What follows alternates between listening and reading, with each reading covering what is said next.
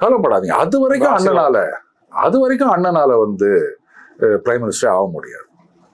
முதல்வர் கூட ஆயிடலாம். எப்படின்னு கேக்குறீங்களா? கேரளா முதல்வரா?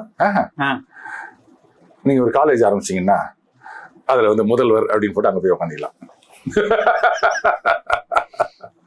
ஆனா பிரதம மந்திரி ஆகவே முடியாது. அதான் கஷ்டம்.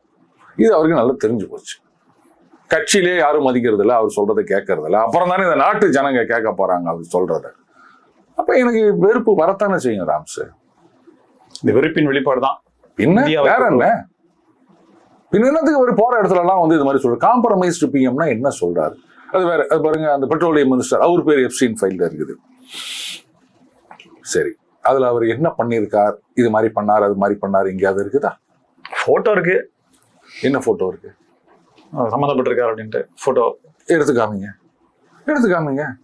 போட்டோ இருக்குன்னு சொல்லாதீங்க. அவர் வந்து இந்த மாதிரி அந்த விக்டிம்ஸோட இருக்க மாதிரி ஏதாவது போட்டோ இருந்ததுன்னு சொன்னா எனக்கு காமிங்க.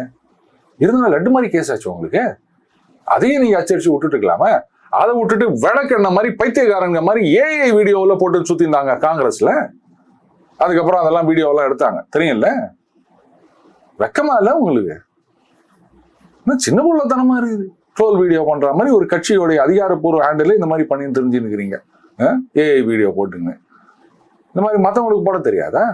அவங்க எல்லாம் வந்து அந்த ஏஐ டூல்ஸை காசு கட்டி வாங்க முடியாதா?